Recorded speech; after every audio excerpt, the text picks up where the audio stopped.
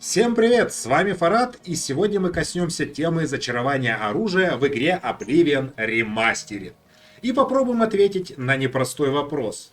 А возможно ли создать в игре артефакт по мощи, ничем не уступающий лучшим артефактам от принцев Даэдра?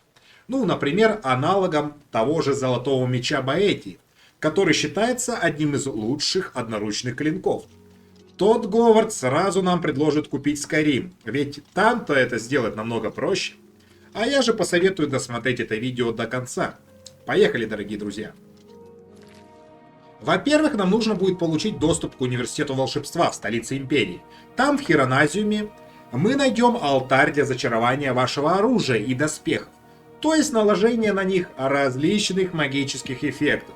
И самое важное в том, что если использовать великие камни душ, они самые емкие, то вы можете накладывать несколько эффектов на одно оружие или доспех.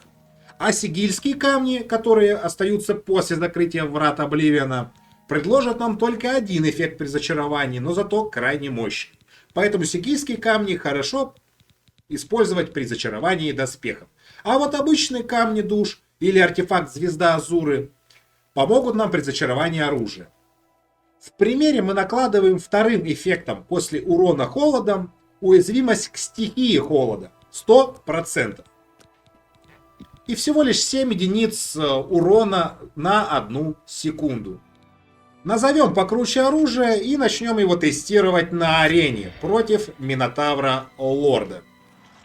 Оппонентом нашему зачарованному клинку выступит Золотой Меч Баэти со своими 22 единицами огненного урона за удар, что, в общем-то, выглядит намного приличнее, чем нами созданное зачарованное оружие.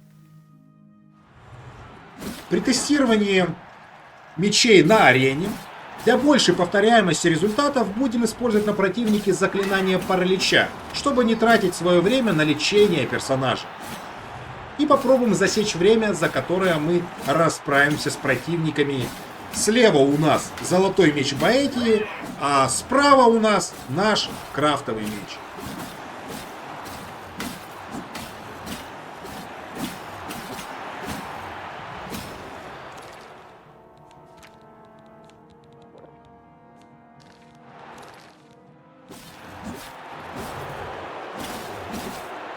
Как видим, в обоих случаях мы за 49 секунд разобрались с противником, то есть мы уже создали аналог деэдрического артефакта за счет применения уязвимости к стихийному урону. Но согласитесь, минуту убивать противника на 30 с плюсом левела — это еще не то удовольствие. Интересно, а возможно ли создать оружие, способное превозмочь автолевелинг противника? Для этого маги в свои заклинания вплетают помимо уязвимости к стихии еще и уязвимость к магии 100%.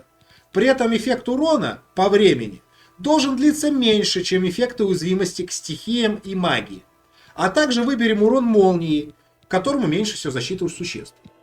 Ну и как обычно, не забудем про наш любимый захват душ. Удар. Получится клинок на 47 ударов, который по идее должен настакивать урон магии на противника. По отработанной схеме протестируем наше оружие на арене.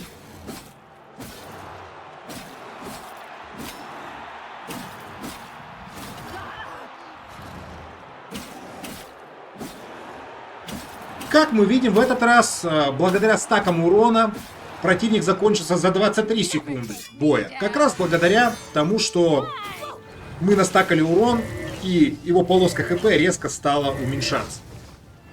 Небольшое отступление. Лучше всего для зачарования использовать великие камни душ с грандиозной душой. Но не всегда по внешнему виду существа возможно сделать вывод о его грандиозности души. Поэтому лучше использовать черные камни душ, как на данном примере. А как их нафармить, предлагаю посмотреть мой гайд выше. Я думаю, что у нас последний клинок возможно еще чуть-чуть оптимизировать, убрав лишние секунды из уязвимости к стихии электричества.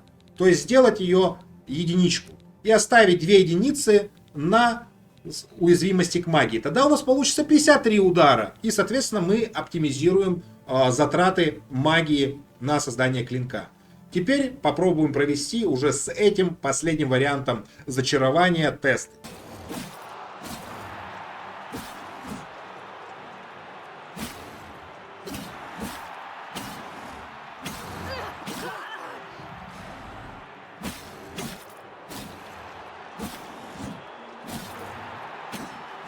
Достаточно быстро разбираемся с противником, видим, что урон также настакивается и справляемся всего лишь за 26 секунд. Что приблизительно то же самое, что и в случае предыдущего зачарования и соответствует погрешности наших экспериментов. Тело Минотавра просто улетело чуть подальше, вот и вся разница. Получается, благодаря данному методу зачарования мы смогли создать эффективные клинки и оружие ближнего боя, способные сражаться даже в условиях автолевинга. Спасибо, друзья, за просмотр. Ставьте лайки, подписывайтесь. Это очень поможет развитию канала. Пока-пока.